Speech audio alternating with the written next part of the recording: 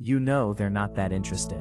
You've seen the signs, the late replies, the hot and cold behavior, the way they make you feel wanted one day and invisible the next. And yet, you can't stop thinking about them. You check your phone more than you should. You replay conversations looking for hidden meaning. Meanwhile, someone kind and consistent and genuinely interested in you feels somehow boring. Your brain isn't broken. It's doing exactly what it was designed to do. And that's the most unsettling part of this entire thing.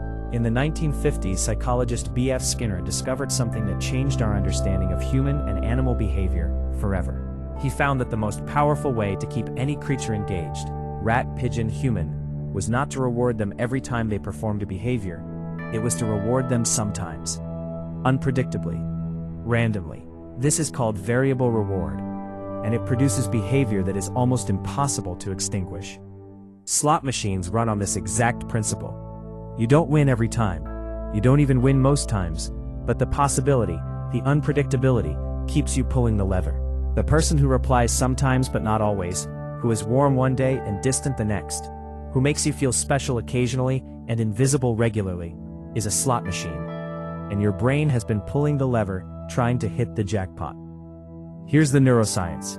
When you're pursuing someone unpredictable, your brain releases dopamine. Not when you get the reward, but when you anticipate it. The chase itself is the high, the waiting, the wondering, the almost. Research shows that dopamine levels spike higher during uncertain reward anticipation than during guaranteed reward. In other words, your brain gets more excited chasing someone who might respond than talking to someone who always does. This is why the moment someone who was previously unavailable suddenly becomes available, something changes. They start responding quickly, they're warm and consistent, and almost immediately, the intense attraction you felt begins to fade. It's not them that changed, it's the dopamine. And without uncertainty, your brain stops flooding you with that addictive chemical cocktail.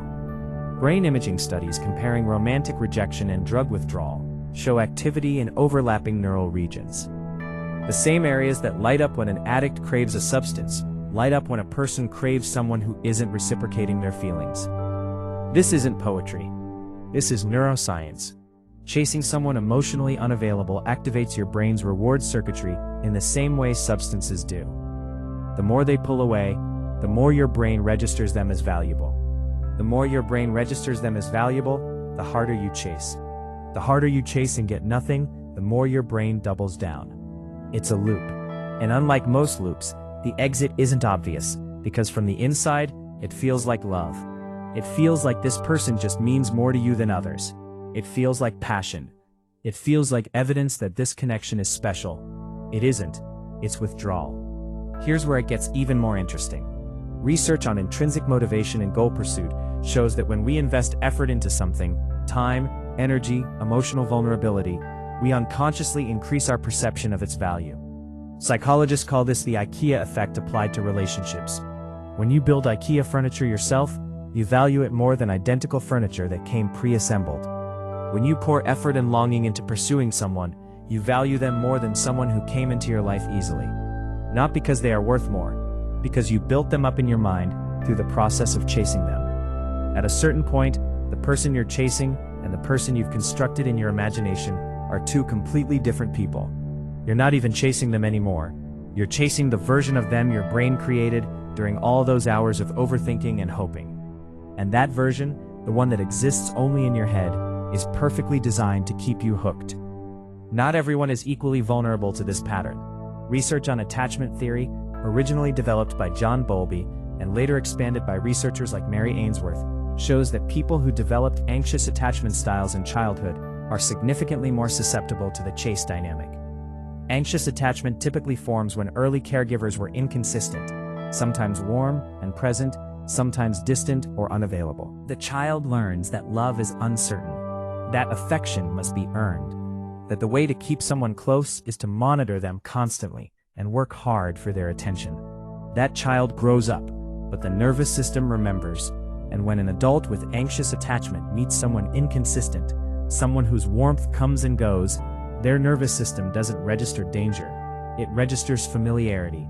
It registers home. The chaos feels like love, because love felt like chaos first. Knowing this doesn't automatically fix it, but it changes something important. It removes the shame. You're not weak for chasing someone unavailable. You're not pathetic. Your brain is running a program that was written a long time ago, in conditions you didn't choose, optimized for an environment that no longer exists.